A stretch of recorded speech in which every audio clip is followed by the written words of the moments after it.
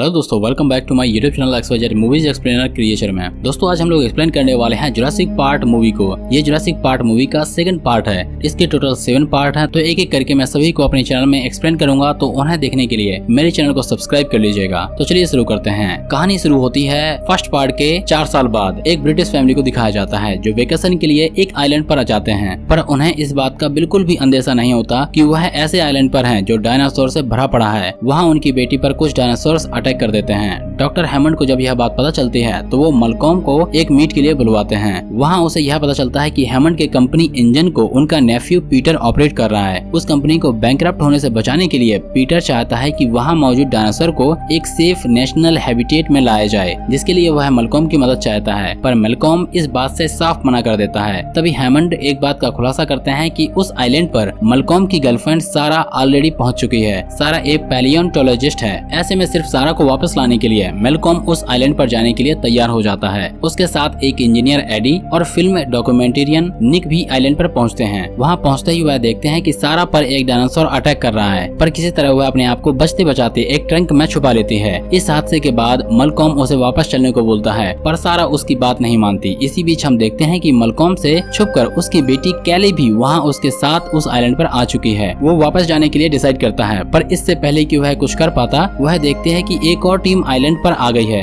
Rowland नाम के एक आदमी को हैमंड ने हायर किया है ताकि वह डायनासोर को आइलैंड से कैप्चर करके सैन डिएगो में बन रहे थीम पार्क पर ले जाए। रोलैंड की टीम आते ही अपना काम शुरू कर देती है। कुछ डायनासोर्स को तो वो कैप्चर भी कर लेते हैं, पर ऐसा होते देख रात में चुपके से मलकॉम और सारा उन डायनासोर्स को आजाद कर देते हैं, इस बात से बिल्कुल अनजान कि रिहा होते ही वह डायनासोर वहाँ क्या करेंगे। डायनासोर कैंप को तबाह करने लगते हैं। इतना ही नहीं, रोलैंड ने टीरेक्स के बच्चे को भी बंदी बना लिया होता है। उस बच्चे के जरिए उसकी माँ को पकड़ना चाहता था, पर निक उस बच्चे को उठाकर मलकॉम और सारा के पास ले आता है। ऐसा करने से रोलैंड को समझ आता है कि उसकी टीम के अलावा और भी लोग हैं जो इस आइलैंड पर मौजूद हैं, और किसी ने इंटेंशनली उन सब डायनासोर्स को रिहा किया है। टीरेक्स का वो बच्चा पूरी तरह घायल होता है। सारा और निक उसकी मरहमपट्टी करने के लिए उसे बैन में ले जाते हैं। मलकॉम कैली के साथ एक सेफ जगह पर चढ़ जाता है, पर कुछ ही देर में उसे यह एहसास होता है कि टीरेक्स की माँ उसे ढूंढने के लिए बेस कैंप की तरफ बढ़ रही होती है। वो तुरंत वहाँ से उतरकर वैन की तरफ भागता है। इससे पहले कि वह लोग कुछ कर पाते, टीरेक्स उन्हें देख लेती है। वह समझ जाता है कि वह अपने बच्चे को वापस लेने आई है। वह डरते डरते वैन के दरवाजे खोलते हैं और उस बच्चे को बाहर उसकी माँ के पास छोड़ देते हैं। ऐसा करते ही वो चैन की सांस लेते हैं। उन्हें ऐसा लगता है कि अब वह फाइनली वहाँ से चली जाएगी, पर ठीक इसका उल्टा होता है। टीरेक्स गुस्से में आकर उस वैन पर हमला कर देती है और उसे क्लिफ से नीचे ढकेल देती है। मलकॉम, निक और सारा तीनों उस वैन में फंसे होते हैं। बाहर एडी उन्हें निकालने की बहुत कोशिश कर रहा होता है, पर इसी कोशिश में वह टीरेक्स का शिकार बन जाता है। ऐसा लगता है कि अब सारा नीचे गिर ही जाएगी, पर तभी रोलैंड के आदमी आकर उन तीनों को वहाँ से बाहर निकाल लेते हैं। इस हादसे के बाद दोनों टीम एक साथ हो जाती है और फौरन यहाँ से निकलने के लिए प्लान बनाना शुरू करती है।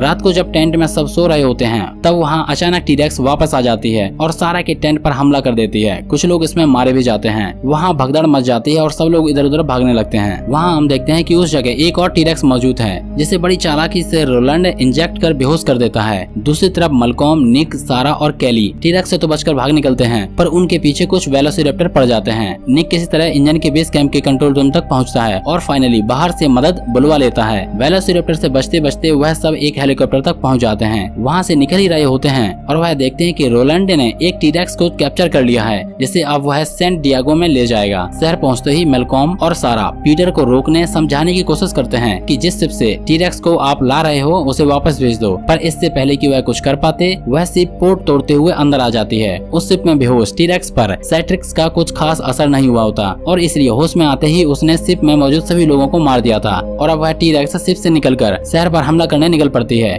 इतने में हमें यह पता चलता है कि उसके बच्चे को पहले ही थीम पार्क में लाया जा चुका है। वह टीरेक्स अपने बच्चे को ढूंढ रही होती है। मलकॉम और सारा तुरंत जाकर उस बच्चे को पार्क से उठाकर शिप की तरफ बढ़ते हैं, पर इतना सब होने के बाद भी पीटर यह नहीं चाहता कि टीरेक्स को वापस आइलैंड भेज दिया जाए। वह उसकी माँ को शूट करने का ऑर्डर देता है ताकि उस बच्चे को वापस थीम पार्क ले जाए, पर ऐसा कुछ भी नहीं होता।